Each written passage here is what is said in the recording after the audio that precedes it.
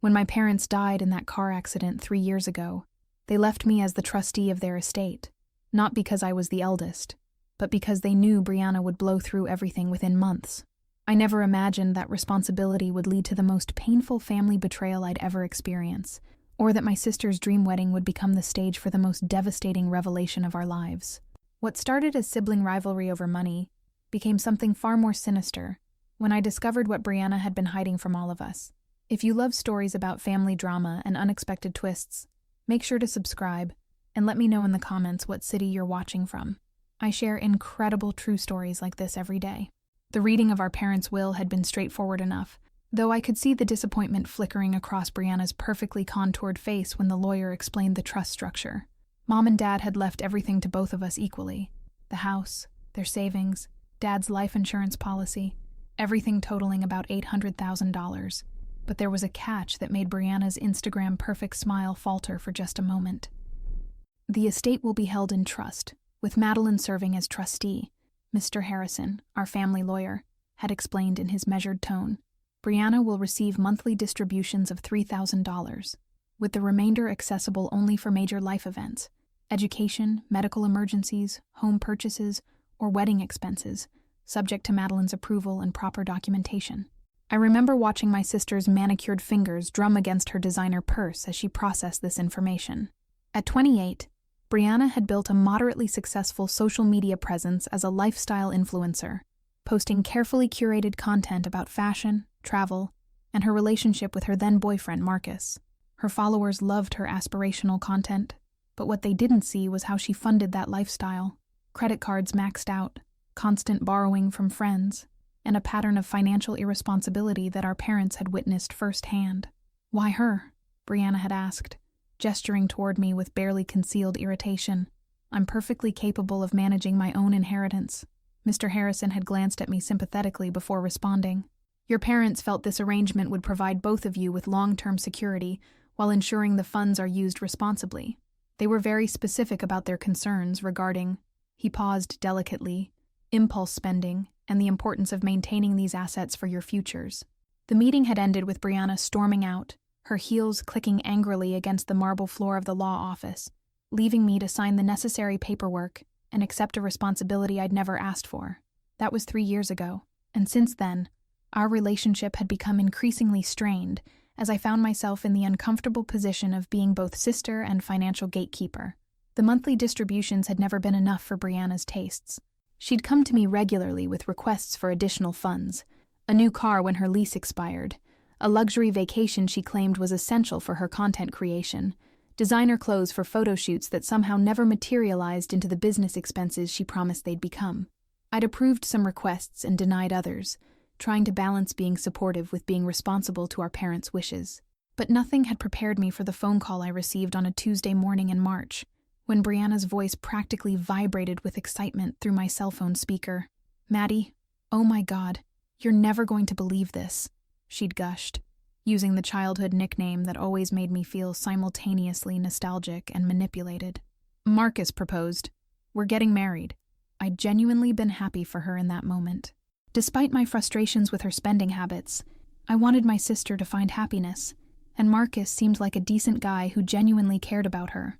They'd been together for 2 years, and while he sometimes seemed overwhelmed by her extravagant lifestyle, he'd stuck around through her various financial dramas and social media controversies.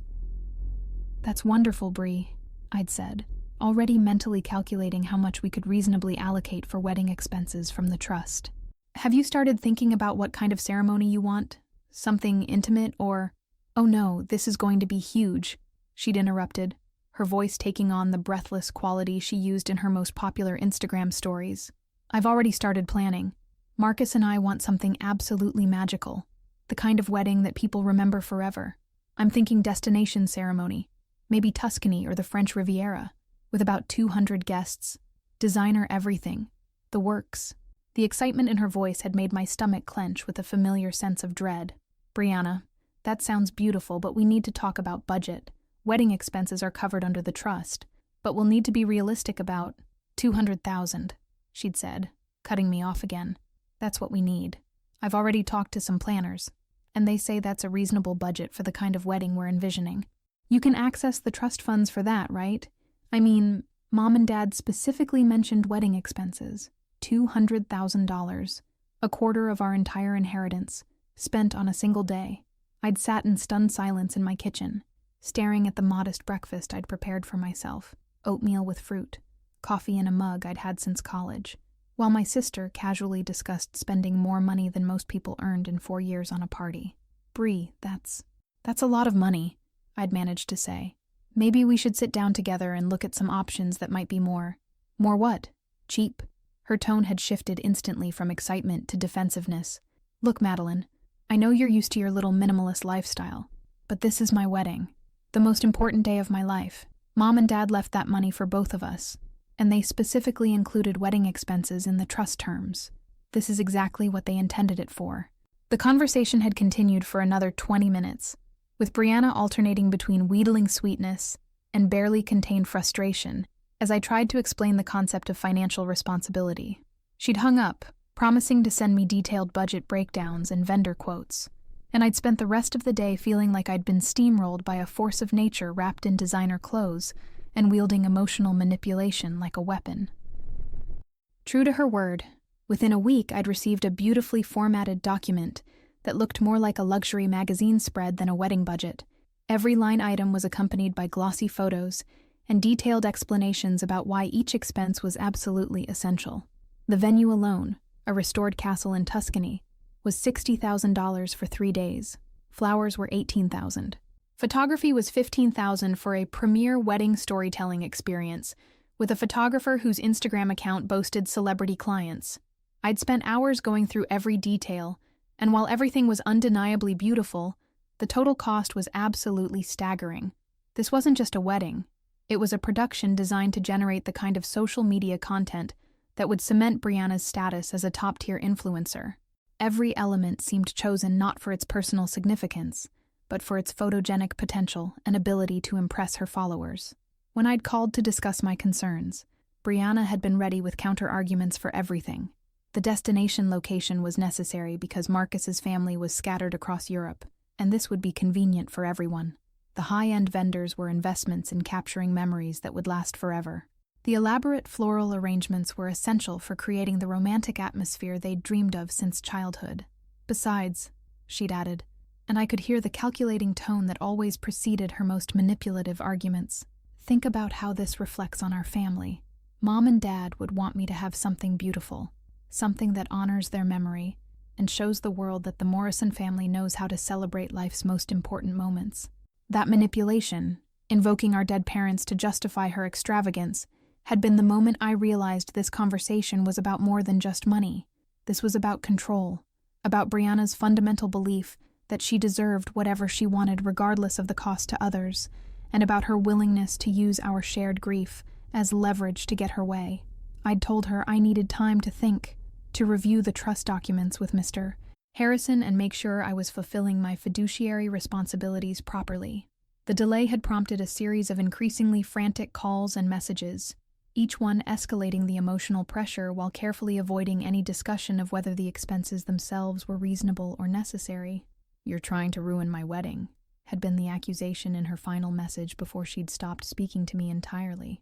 "I guess I shouldn't be surprised that you'd use Mom and Dad's money to control me, but I never thought you'd be cruel enough to sabotage the most important day of my life." The silent treatment had lasted 2 weeks, during which I'd consulted with Mr. Harrison, researched my legal obligations as trustee, and tried to figure out how to handle a situation that seemed designed to have no good outcomes. If I approved the full amount, I'd be enabling the kind of reckless spending our parents had specifically tried to prevent. If I refused, I'd be cast as the villain who'd destroyed my sister's dreams out of jealousy or spite.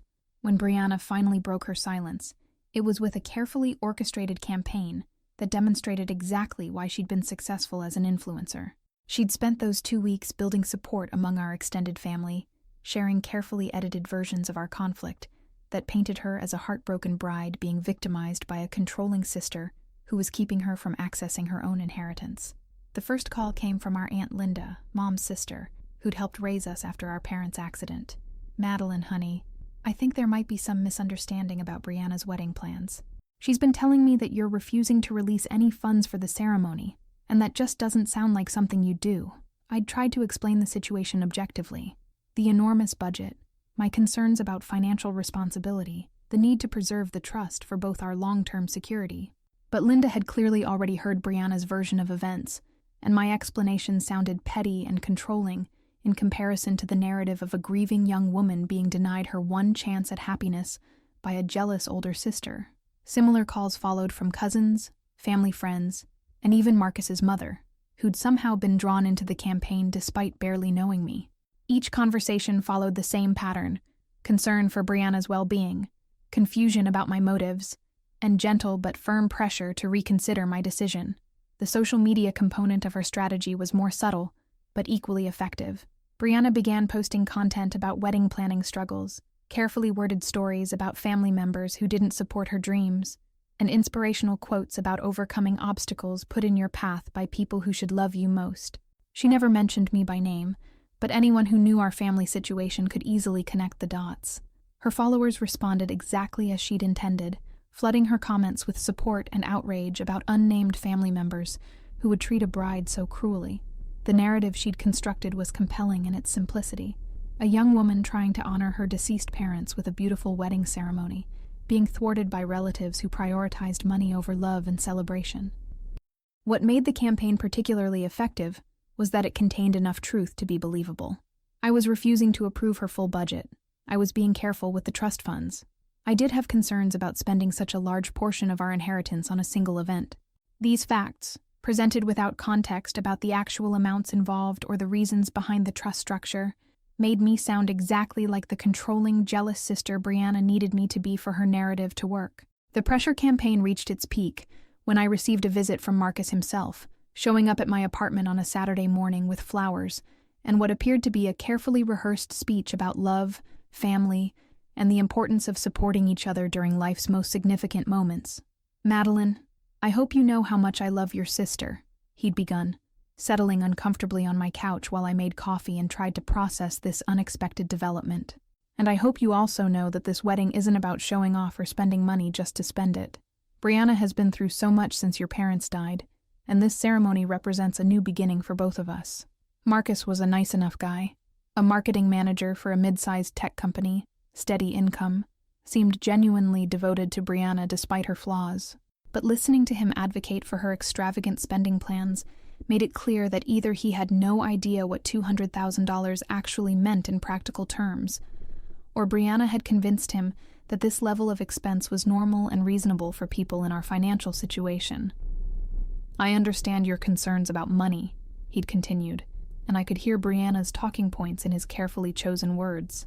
"But your parents left that inheritance because they wanted both of you to be able to pursue happiness and build meaningful lives. This wedding is exactly the kind of thing they would have wanted their money to support." The conversation had been polite but tense, with Marcus clearly uncomfortable about being positioned as a mediator in a family conflict he didn't fully understand. When I'd tried to explain the actual budget numbers and my concerns about financial responsibility, his eyes had glazed over in the way that suggested Brianna had prepared him for my obsession with money and taught him to dismiss my practical concerns as evidence of a character flaw rather than legitimate financial stewardship. He'd left without achieving whatever reconciliation he'd been hoping for, but not before delivering what felt like a threat wrapped in family loyalty language. "Brianna's really hurt by all this, Madeline. I hope you'll reconsider before this damages your relationship permanently. Family is all we really have, you know, and weddings only happen once." That evening, I'd sat in my quiet apartment, the same modest place I'd lived in since college, with furniture I'd bought secondhand and carefully maintained for years, and tried to understand how I'd become the villain in this story. I'd spent 3 years responsibly managing an inheritance our parents had entrusted to me, making sure both Brianna and I had financial security for the future. I'd approved reasonable requests and gently refused unreasonable ones, always explaining my decisions and trying to balance our immediate wants with our long-term needs. But somehow, my caution had been transformed into greed, my responsibility had become control, and my attempts to preserve our parents' legacy had been reframed as an assault on my sister's happiness. The most frustrating part was that I couldn't defend myself without revealing details about the trust and Brianna's spending history that would make me look even worse in the court of public opinion that she'd so effectively created. As I reviewed the trust documents that night, looking for any guidance our parents might have provided for exactly this situation. I found myself wondering if they'd anticipated this conflict. They'd known Brianna's tendencies, understood her relationship with money, and structured the inheritance specifically to prevent the kind of impulsive spending that could devastate our financial security. But had they realized that their protective measures would put me in an impossible position, forced to choose between being responsible and being loved? The legal language was clear enough. I had broad discretion to approve or deny distributions for major expenses, with the understanding that I should prioritize both sisters' long-term financial welfare over short-term desires. $200,000 for a wedding clearly fell outside the bounds of reasonable expense, especially when it represented such a large percentage of our total inheritance. But the emotional calculation was far more complicated. Every day that passed without resolution strengthened Brianna's narrative and weakened my position within our family. The longer I held out, the more unreasonable I appeared to relatives who didn't understand the full financial picture. The more I tried to explain my concerns, the more controlling and jealous I seemed to people who'd already been primed to see me as the obstacle to Brianna's happiness. I was trapped in a situation where doing the right thing financially meant accepting the role of family villain, while giving in to the pressure would mean betraying the responsibility our parents had entrusted to me and potentially compromising both our financial futures. Either choice would have lasting consequences, but only one would allow me to sleep at night, knowing I'd honored the trust our parents had placed in me. The breakthrough came 3 weeks later, when I made a discovery that changed everything I thought I knew about my sister and the life she'd been presenting to the world. It started with a simple mistake, a piece of mail delivered to my apartment that should have gone to Brianna's address. The envelope was from a law firm I didn't recognize, addressed to Brianna Morrison Chen, which confused me since Chen wasn't Marcus's last name, and they weren't married yet. I almost forwarded the envelope without opening it, but something about the formal legal letterhead and the urgency marking on the envelope made me hesitate. Given the ongoing trust dispute and the legal complexity of my responsibilities as trustee, I decided I should at least verify that this wasn't something related to the inheritance or our family's legal affairs. What I found inside that envelope shattered every assumption I'd made about Brianna's life and revealed a level of deception that went far beyond anything I'd imagined possible. The letter was from a divorce attorney, confirming the finalization of proceedings for the dissolution of marriage between Brianna Morrison and David Chen, dated 6 months earlier. My sister had been married to someone named David Chen, and she'd gotten divorced, all while dating Marcus and planning a wedding with him, all while crying to me about this being the most important day of her life and her first chance at true happiness. I sat on my couch, reading and rereading the legal document, trying to process the implications of what I'd discovered. This wasn't just a secret relationship or a hidden aspect of her past. This was active deception on a massive scale, involving not just me but Marcus, our entire family, and the thousands of followers who'd been supporting her throughout the wedding planning drama. The legal papers contained enough details to piece together a story that was completely different from everything Brianna had told us about her life. She'd married David Chen 2 years earlier, in what appeared to have been a quick courthouse ceremony with no family present. The divorce papers listed irreconcilable differences as the reason for dissolution, with no mention of children or significant assets to divide. But the most shocking detail was the timeline. According to the marriage certificate copy included in the legal packet, Brianna had married David Chen just 3 months after she'd started dating Marcus. She'd been living a double life for almost 2 years, maintaining relationships with both men simultaneously while presenting herself to our family and her social media followers as a single woman exploring a new relationship. My hands were shaking as I reached for my phone, but I stopped myself before calling Brianna immediately. This discovery was too important, too potentially explosive, to handle impulsively. If my sister was capable of maintaining such an elaborate deception for years, I needed to be very careful about how I approached the situation and what I hoped to accomplish. Instead, I spent the next several hours researching everything I could find about David Chen and his connection to my sister. Social media searches revealed that he was a successful financial advisor based in Los Angeles, with a lifestyle that seemed to match Brianna's expensive tastes perfectly. His Instagram account showed the kind of luxury experiences that had been mysteriously absent from Brianna's content over the past year. Expensive restaurants, luxury travel, designer purchases that she'd somehow kept completely separate from her documented relationship with Marcus. The pieces began falling into place as I dug deeper into the timeline. The periods when Brianna had been unavailable or vague about her whereabouts corresponded perfectly with David's posted travel schedules.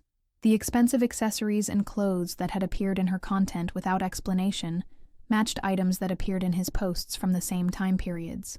Even her requests for additional trust distributions aligned with times when David's social media suggested they'd been maintaining a particularly lavish lifestyle together. But the most disturbing realization was what this revealed about her current wedding plans. If she'd already been married and divorced, then her entire emotional appeal about this being her first and only chance at wedding happiness was a complete fabrication. This wasn't a young woman trying to create beautiful memories with her true love. This was someone who'd already been through marriage and divorce, now planning to deceive another man into marriage, while potentially still maintaining some kind of relationship with her ex-husband. The financial implications were equally troubling. If Brianna had been supporting a lifestyle with two different men, funding luxury experiences that she'd hidden from our family, then her constant requests for additional trust distributions weren't about genuine need or even ordinary extravagance.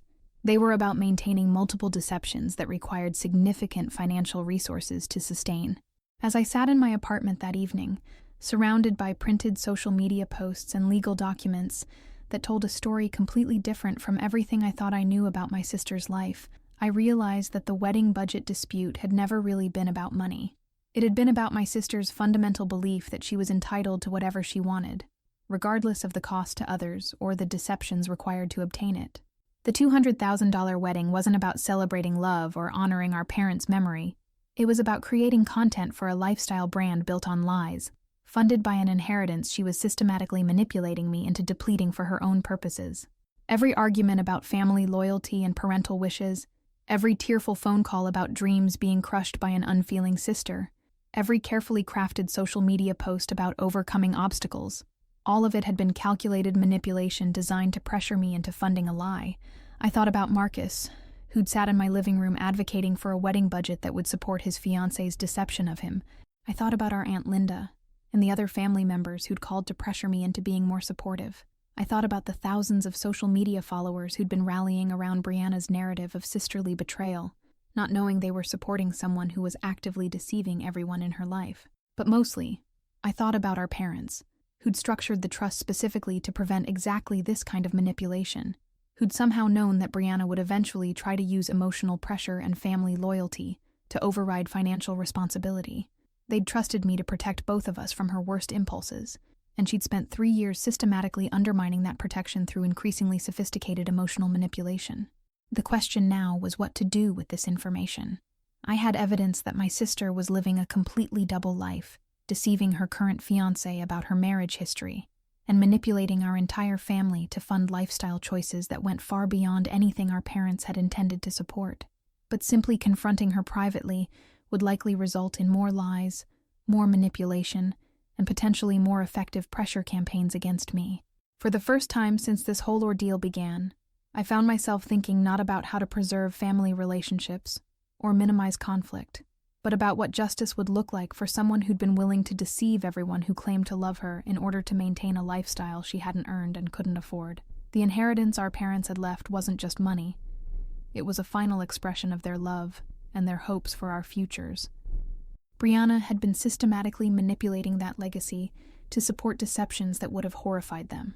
As I prepared for bed that night, I made a decision that felt both terrifying and liberating. I wasn't going to confront Brianna privately or try to manage this discovery quietly to preserve family peace.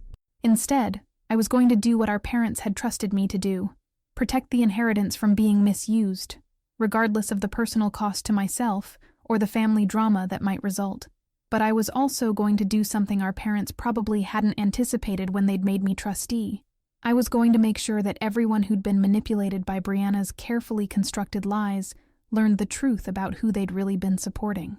If she wanted to use public pressure and family loyalty as weapons against me, then she was going to discover that truth could be an even more powerful weapon when wielded by someone who'd finally stopped caring about being the favorite sister. The wedding was still 3 months away. That gave me time to gather more evidence, to build an unshakable case, and to plan a revelation that would ensure Brianna faced consequences for her deceptions that went far beyond simply being denied access to trust funds. She'd wanted a wedding that people would remember forever. I was going to make sure she got exactly that, though probably not in the way she'd been planning. Over the next several weeks, I became a detective in my own family's drama, carefully documenting every lie and inconsistency I could find, while maintaining the appearance of still considering her wedding budget request. The deeper I dug, the more extensive her deceptions revealed themselves to be, and the more I understood that what I'd discovered was just the tip of an iceberg of manipulation that had been growing for years. My investigation into David Chen revealed that his divorce from Brianna hadn't been as clean and final as the legal papers suggested. His social media accounts showed that he'd been in Los Angeles just 2 weeks earlier, posting from locations and events that perfectly matched some mysterious absences in Brianna's social media activity. Either they were maintaining some kind of relationship post-divorce, or she was stalking her ex-husband in ways that suggested serious psychological issues. More disturbing was what I learned about the financial aspects of their relationship. David's lifestyle suggested significant wealth, but his employment history showed the kind of career progression that didn't typically generate the kind of money his social media presence implied. A deeper dive into public records revealed that he'd recently declared bankruptcy, despite maintaining appearances of prosperity on his various social media accounts. The timing was suspiciously close to his divorce from Brianna, suggesting that either her spending had contributed to his financial ruin, or that their divorce had been structured to hide assets from creditors. Either possibility painted a picture of my sister as someone willing to participate in financial deception on a much larger scale than simple manipulation of family trust funds. Meanwhile, her campaign to pressure me into approving the wedding budget had intensified. The social media posts had become more frequent and more pointed, with carefully chosen quotes about toxic family members and the importance of cutting negative people out of your life. She'd started posting throwback photos of herself with our parents, accompanied by captions about how they would have wanted her to be happy, and surrounded by people who supported her dreams. The family pressure had escalated as well. I'd received calls from relatives I hadn't spoken to in years, all somehow convinced that I was being unreasonably controlling about Brianna's wedding plans. Aunt Linda had gone from gentle concern to barely concealed anger, suggesting that I was letting grief and jealousy poison my relationship with my only remaining immediate family member. "Your parents didn't leave you that money to lord it over your sister," she'd said during our most recent conversation, her voice carrying a sharpness I'd never heard directed at me before. "They left it to take care of both of you, and that includes making sure Brianna can have the wedding she deserves." Even Marcus had begun treating me differently at family gatherings, polite but distant in a way that suggested Brianna had convinced him I was actively hostile to their relationship. He'd stopped making eye contact when we were in the same room, and his contributions to group conversations became stilted and careful whenever topics related to wedding planning arose. But the most painful part of the extended pressure campaign was watching how effectively Brianna had rewritten the narrative of our entire relationship. In her version of events, I'd always been the jealous older sister who resented her success and popularity. My careful financial management was reframed as obsessive control. My attempts to honor our parents' wishes for responsible spending became evidence of my inability to understand what they would have really wanted for their daughters. She'd even managed to twist our childhood memories in ways that supported her current narrative. Stories about times when I'd been protective or responsible became evidence of my controlling nature. Incidents where I'd helped her through financial difficulties were recontextualized as proof that I'd always seen money as a way to maintain power over her. The most insidious part of her campaign was how she'd managed to make my silence about the trust details work in her favor. Every time someone pressured me to explain my concerns more specifically, I found myself unable to discuss Brianna's spending history or the exact nature of her financial irresponsibility without violating the privacy that trust management required. My inability to defend myself with specific examples was interpreted as evidence that I didn't have legitimate reasons for my decisions.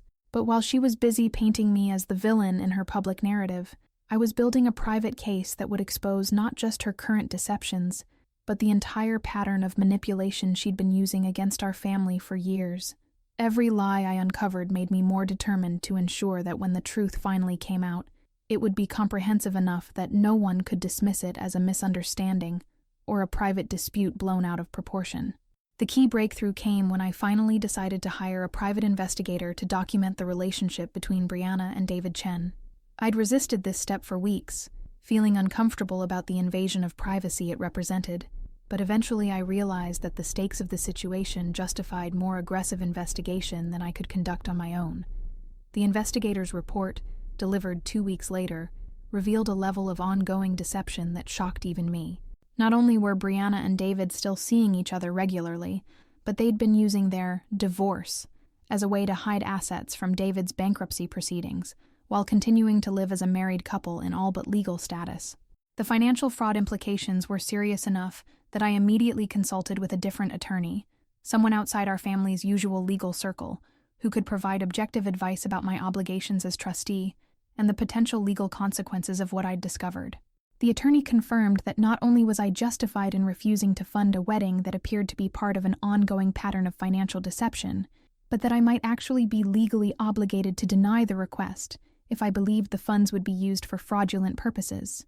More importantly, the attorney helped me understand that my role as trustee didn't just give me the right to refuse unreasonable requests. It required me to actively protect the trust assets from being misused in ways that violated the trust's purpose. Our parents had intended the inheritance to provide long-term security for both daughters, not to fund elaborate deceptions that could expose our family to legal liability. Armed with legal backing for my position and documented evidence of my sister's deceptions, I began planning for the confrontation that I'd been avoiding for months. But this wouldn't be a private conversation that she could spin or manipulate. This would be a public revelation that would force everyone who'd been pressuring me to see the full truth about the person they'd been supporting. The opportunity came when Brianna announced that she wanted to hold her wedding rehearsal dinner at our family's favorite restaurant, the place where we'd celebrated every major milestone throughout our childhood. She'd presented this as a touching tribute to our parents' memory, a way to include them spiritually in her celebration, even though they couldn't be there physically. But I recognized it for what it really was: a final manipulation designed to use our most cherished family memories as leverage to pressure me into compliance. She was counting on the emotional significance of the location to override any lingering resistance I might have to funding her elaborate deception. Instead, it became the perfect venue for the truth that would finally set our entire family free from her manipulation. I accepted her invitation graciously, confirmed my attendance enthusiastically, and began preparing for a rehearsal dinner that would indeed be memorable for everyone present, though certainly not in the way Brianna was expecting. The guest list for the rehearsal dinner read like a catalog of everyone Brianna had manipulated over the previous months: Marcus and his family, our extended relatives who'd been pressuring me to be more supportive, family friends who'd been drawn into the conflict through carefully edited versions of our dispute. Even some of her social media friends would be there, people she'd cultivated specifically to witness and document her perfect wedding weekend. It would be the ideal audience for the kind of truth-telling that would ensure no one could claim they hadn't understood the full scope of her deceptions. And unlike the private conversations where she'd been able to control the narrative through tears and emotional manipulation, this would be a public forum where evidence and documentation would speak louder than her carefully practiced victim performance. As the rehearsal dinner approached, I found myself feeling surprisingly calm about what I was planning to do. For months, I'd been trapped in an impossible situation, forced to choose between being responsible and being loved, between honoring our parents' wishes and maintaining family peace. But my sister's willingness to deceive everyone who claimed to care about her had finally freed me from the obligation to protect her from the consequences of her own choices. She'd wanted a wedding that people would remember forever, a celebration that would cement her status as someone who deserved everything she'd ever wanted. She was going to get exactly that, though the memories her guests would take away would be very different from the ones she'd been planning to create. And for the first time since this whole ordeal began, I was looking forward to seeing the look on her face when she realized that her little sister wasn't the only one who knew how to plan a memorable public performance. The rehearsal dinner was held on a Friday evening in early October, with the actual ceremony scheduled for the following day at a vineyard about an hour outside the city. Brianna had managed to negotiate a more modest local celebration, after I'd continued to refuse the full Tuscany budget, though even the scaled-down version was costing nearly $50,000 from the trust funds. I'd arrived early and positioned myself strategically near the back of the private dining room, wanting to observe the gathering crowd before making my own entrance into the evening's festivities. The guest list was exactly what I'd expected. Marcus's family looking slightly overwhelmed by the elaborate nature of what they'd thought would be a simple dinner, our relatives beaming with pride about Brianna's upcoming marriage, and various friends and social media connections positioned throughout the room, with phones ready to document every moment for later sharing. Brianna herself was magnificent in the way that only someone who'd spent years perfecting her public persona could be. She worked the room like a politician, ensuring every guest felt personally welcomed while simultaneously creating photo opportunities that would translate perfectly to social media content. Her dress was designer, her makeup was flawless, and her smile was so bright it could have powered the restaurant's lighting system. Marcus stood beside her with the slightly dazed expression of someone who'd been swept along by forces beyond his comprehension. He was a good man who genuinely loved the woman he thought he was marrying, and I felt a pang of guilt about the pain my revelations would cause him. But he deserved to know the truth about who he was about to legally bind his life to, and waiting until after the wedding would only make the eventual discovery more devastating. The dinner proceeded normally for the first hour, with speeches from Marcus's father about welcoming Brianna to their family, and toasts from various relatives about the importance of love and commitment. Brianna gave a performance that was worthy of professional theater, alternately laughing and tearing up at exactly the right moments while ensuring that every emotional beat was captured by the multiple phones recording throughout the room. When she stood to give her own speech, thanking everyone for their support during the wedding planning process and expressing her excitement about beginning this new chapter of her life, I knew the moment had arrived. I stood up from my table in the back of the room, raising my hand to get her attention. "Brianna, if I could just say something before you continue," I called out, my voice carrying clearly through the suddenly silent dining room. "I have some things I'd like to share about my sister, some information that I think everyone here should know before we celebrate her marriage tomorrow." The room's energy shifted instantly, with guests turning to look between us, with the uncomfortable awareness that they were about to witness a family confrontation. Brianna's perfect smile faltered for just a moment before snapping back into place, though I could see the calculation happening behind her eyes as she tried to figure out how to regain control of the situation. "Of course, Maddie," she said, her voice maintaining its warm, gracious tone, while her eyes shot daggers in my direction. "Though I hope we can keep this brief. I know everyone's excited to celebrate and get ready for tomorrow's ceremony." I reached into my purse and pulled out a folder I'd prepared specifically for this moment, copies of legal documents, printed social media posts, bank records, and investigation reports that told the complete story of her deceptions. The weight of the evidence felt substantial in my hands. 3 months of careful documentation that would finally reveal the truth to everyone who'd been manipulated by her carefully constructed lies. "Actually, Brianna, I think this might take a few minutes," I said, opening the folder and removing the first document. "You see, I've discovered some things about your life that I think Marcus and his family deserve to know before they become legally connected to you tomorrow." The silence in the room was deafening.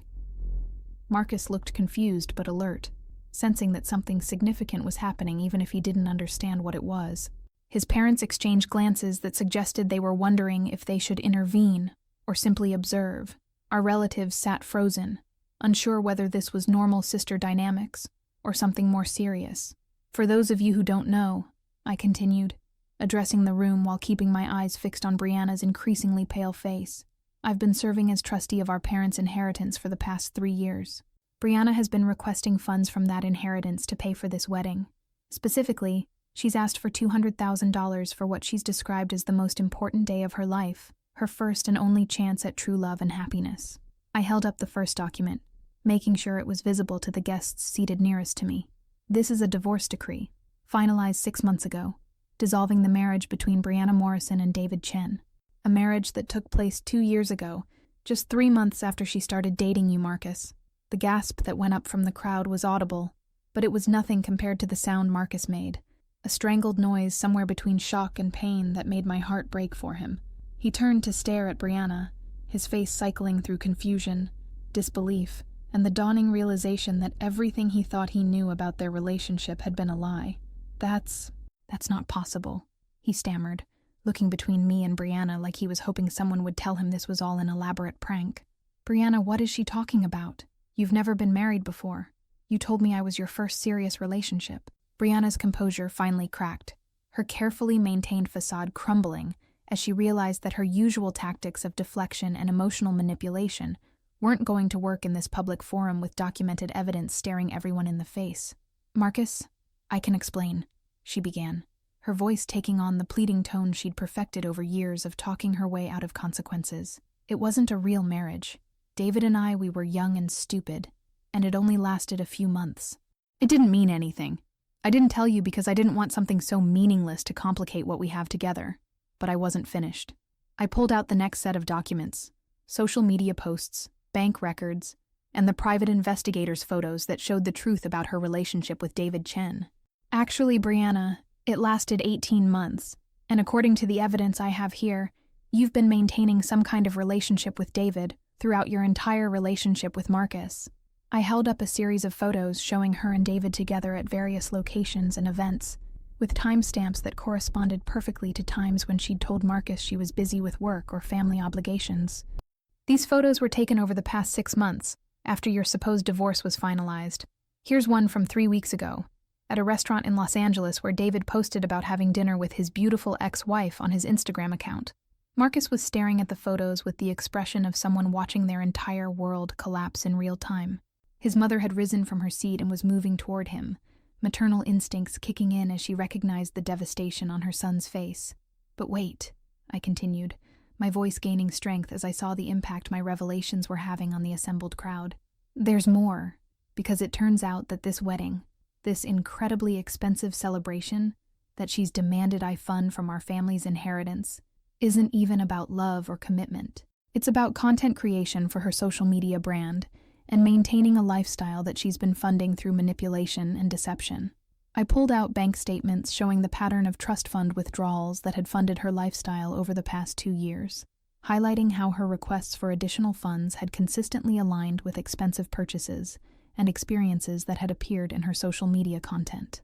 Every emergency she's claimed, every essential expense she's needed help with, every crisis that required immediate access to trust funds, they've all been part of a systematic campaign to maintain a lifestyle she couldn't afford while supporting relationships with multiple men who didn't know about each other. The room had erupted into whispered conversations as guests tried to process what they were hearing. Aunt Linda looked stricken, finally understanding that her months of pressuring me to be more supportive had been based on complete lies. Marcus's father was studying the documents I'd presented with the careful attention of someone trying to understand the legal implications of what his son had almost walked into. But the most devastating moment came when I pulled out the final piece of evidence, the bankruptcy documents that revealed David Chen's financial situation and the suspicious timing of his divorce from Brianna. And here's the part that goes beyond simple relationship deception into potential fraud, I announced, holding up the legal papers that showed David's bankruptcy filing. David Chen declared bankruptcy 4 months ago, listing debts of over $300,000. But he's been maintaining appearances of wealth on social media throughout the process, and my investigation suggests that his divorce from Brianna was structured to hide assets from creditors. I turned to address Marcus directly, my voice softening with genuine sympathy for what he was going through. Marcus, I'm sorry you had to learn about this in such a public way, but I couldn't let you marry someone without knowing who you were really committing your life to. These aren't just relationship issues or private family disputes. These are patterns of deception that suggests serious problems with honesty and integrity. Marcus was sitting in stunned silence, staring at Brianna like he'd never seen her before. When he finally spoke, his voice was barely above a whisper. "Is it true?" he asked, and the pain in his voice was heartbreaking. "Brianna, please just tell me if any of this is true." For a moment, I thought she might finally tell the truth, might drop the manipulative facade and acknowledge what she'd done. But instead, she did exactly what I'd expected her to do. She tried to turn the situation around and make herself the victim. "You want to know what's true?" she said, her voice rising with manufactured outrage. "What's true is that my sister has been sabotaging my relationship from the beginning because she can't stand to see me happy. What's true is that she's hired private investigators to spy on me and dig up dirt because she's determined to control every aspect of my life." She gestured dramatically toward the documents I'd presented, her performance worthy of a daytime soap opera. "Yes, I was married before. Yes, I made mistakes when I was younger. But instead of supporting me and helping me build a better life, Madeline has been systematically destroying everything I try to create." But the crowd wasn't buying her victim narrative this time. Too much evidence had been presented, too many lies had been exposed, and too many people had witnessed the pain on Marcus's face to dismiss this as simple sisterly jealousy. Marcus's mother spoke first, her voice calm but firm. "Brianna, I think you need to explain why you didn't tell my son about your previous marriage. That's not a small detail that you can just leave out of a serious relationship." Other voices joined in, relatives asking about the financial deceptions, Friends questioning the social media manipulations, even some of her own guests expressing confusion about what they'd just learned. The carefully constructed narrative she'd built over months was crumbling under the weight of documented evidence and public scrutiny. But the final blow came from an unexpected source. David Chen himself walked into the restaurant, apparently having been summoned by someone, though I never found out who, and arriving just in time to witness the complete destruction of Brianna's carefully maintained deceptions. "I got your message," he said, addressing Brianna directly, while ignoring the shocked stares of everyone else in the room. "You said it was an emergency, and you needed me here right away. What's going on?" The silence that followed was deafening. Here was living proof of everything I'd just revealed, standing in the doorway of her rehearsal dinner and addressing her with the casual familiarity of someone who was clearly still part of her life in ways that went far beyond a simple divorced couple, maintaining friendly contact. Marcus stood up slowly, his chair scraping against the floor with a sound that seemed impossibly loud in the silent room. He looked at David, then at Brianna, then back at David, his face cycling through a range of emotions that finally settled on a kind of grim acceptance. "I think I understand now," he said, his voice surprisingly steady considering what he'd just learned. "Brianna, I need you to tell me right now, are you still involved with this man? Because if you are, then everything about our relationship has been a lie, and I need to know that before I make the biggest mistake of my life." Brianna opened her mouth to respond, but David spoke first, apparently unaware of the drama he'd walked into. "Involved? Babe, we just spent last weekend in Napa planning our trip to Europe next month. What do you mean, involved?" He looked around the room with growing confusion, finally noticing the formal decorations and the dressed-up guests. "Wait, what is this? Why does this look like some kind of party?" The truth came out in a rush after that, with David's innocent confusion revealing the full scope of Brianna's deceptions. Not only had she never really divorced him, the papers had been falsified as part of their bankruptcy fraud scheme, but she'd been planning to commit bigamy by marrying Marcus while still legally married to David. The rehearsal dinner dissolved into chaos as guests tried to process what they'd witnessed, and Marcus's family gathered around him to provide support during what was clearly the worst night of his life. Our relatives sat in stunned silence, finally understanding the full extent of what Brianna had been willing to do to maintain her elaborate lifestyle and social media presence.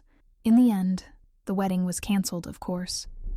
Marcus and his family left that night and never spoke to any of us again, which was probably the healthiest choice they could have made under the circumstances. The social media fallout was spectacular, with Brianna's followers initially defending her until the evidence became too overwhelming to ignore, at which point many of them felt betrayed by someone they'd trusted and supported. The legal consequences were more serious than I'd anticipated.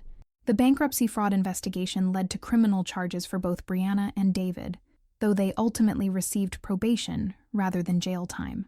The trust fund was frozen during the investigation, which ironically achieved the protection our parents had intended it to provide, just through means they probably never could have imagined.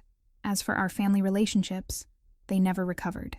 Aunt Linda and the other relatives who'd pressured me to support Brianna's wedding plans eventually apologized, but the damage had been done.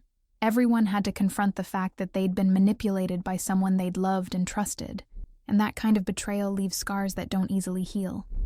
Brianna and I haven't spoken since that night. She moved to another state after the legal proceedings concluded, and from what I've heard through the family grapevine, she's trying to rebuild her life with a new identity, and hopefully more honest relationships. I genuinely hope she succeeds, though I'll never again be in a position to help her if she doesn't. The inheritance money that caused so much conflict ultimately served its intended purpose, providing long-term security for both of us, though in ways our parents probably never anticipated. My portion has allowed me to buy a house, pursue additional education, and build the kind of stable life they wanted for both their daughters. Brianna's portion remains in trust, managed now by the bank rather than by me, available for legitimate expenses, but protected from the kind of manipulative schemes that nearly destroyed our entire family. Looking back on everything that happened, I sometimes wonder if I could have handled the situation differently, if there might have been a way to expose Brianna's deceptions without causing so much public humiliation and family pain. But then, I remember Marcus's face when he learned the truth, and I know that allowing her to go through with that wedding would have been far crueler than stopping it, no matter how painful the revelation had to be. The most important lesson I learned from the whole experience is that sometimes protecting people you love means refusing to enable their worst impulses, even when that refusal makes you the villain in their story. Our parents trusted me to be responsible with their legacy, and in the end, that responsibility required me to choose truth over family harmony, financial stewardship over emotional manipulation. It wasn't the choice I wanted to make, and it cost me relationships I'd valued, but it was the right choice, the one that honored both the trust our parents had placed in me and the values they'd tried to instill in both their daughters. Sometimes the most loving thing you can do for someone is refuse to help them destroy themselves, even if they hate you for it. The house where I now live has a small garden where I've planted flowers that bloom in different seasons, ensuring there's always something beautiful growing regardless of what challenges the weather might bring. It's a simple pleasure, but one that reminds me daily that some things are worth protecting, worth nurturing, worth making difficult choices to preserve. My sister wanted a wedding that people would remember forever. She got exactly that, though the memories her guests took away were very different from the ones she'd planned to create. And sometimes, when I'm working in my garden on quiet weekend mornings, I find myself hoping that somewhere she's learning to plant her own flowers and tend her own life with the kind of honest care that creates real beauty, rather than the elaborate facades that eventually crumble under the weight of their own deceptions. The story could have ended differently if she'd been willing to choose truth over manipulation, family over fraud, genuine relationships over carefully constructed performances. But that would have required her to become someone she apparently wasn't ready to be, and in the end, the most painful truth of all was accepting that I couldn't love her into becoming that person, no matter how much I wanted to save her from herself.